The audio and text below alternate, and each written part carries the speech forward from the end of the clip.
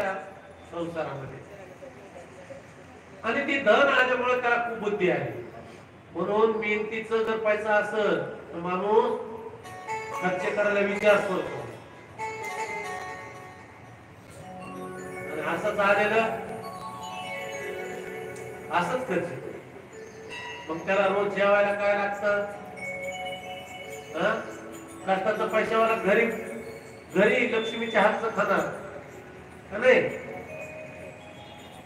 आणि वरचे पैसे आले की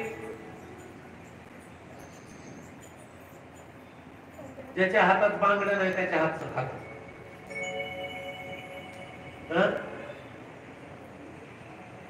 धाब्यावर कसं म्हणावं? मोठ्या मोठ्या हॉटेलला कोण आचार्य असतात का नाही? त्यांच्या हातात का बांगड्या आहेत का? हॉटेल तसं खटवंग राजाचं झालं. मग त्याला कुबुद्धी आली आणि एका सैराट अशा असणाऱ्या माती माऊली, सैराट अशा माता माऊलीच्या मोहात पडले. लक्ष्मी सारखी राजवाडा ती सोडून तिथं गावाच्या बाहेर त्या सैराट अशा असणाऱ्या माता माऊलीचं थांबायचं. आणि त्यांच्यापासून त्याला अनेक मुलं झाले. म्हणून शेवटच्या मुलाचं नाव ठेवलं नारायण.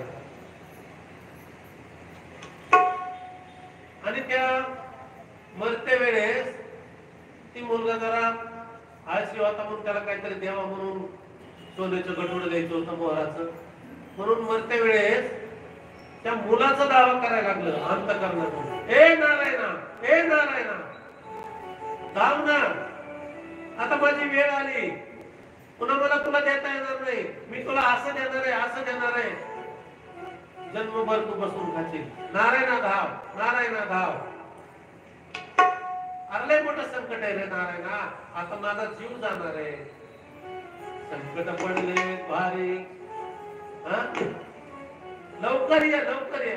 देवाला वाटलं मला बोलवायला लागले. आणि प्रत्यक्ष विष्णू भगवान त्या खटवांगासाठी आले आणि त्याचा उद्धार झाला. बघा, शेवटाला नाव आलं, कसं काही ना, मरा म्हणा की राम म्हणा, पण नाव मुखाला शेवटच्या वेळी आलं पाहिजे. म्हणून इंद्रियाला सकळ वळण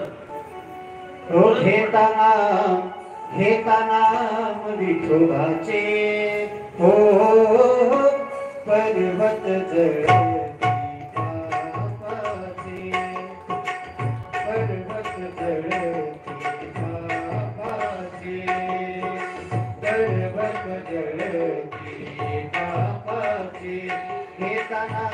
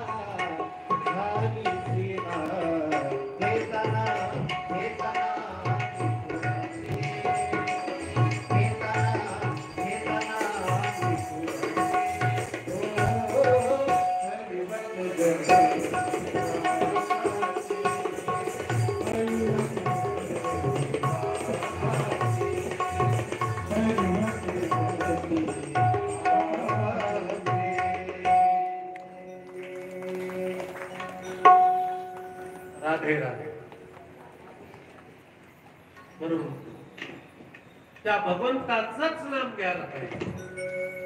किती दोष असला तरी मुखी नाम हाती मोक्ष ऐसी साक्ष बहुतांश. म्हणून अनेकांनी सांग घडलेले. म्हणून देवच आपल्या आई वडील. कृष्ण माझी माता, कृष्ण माझा पिता,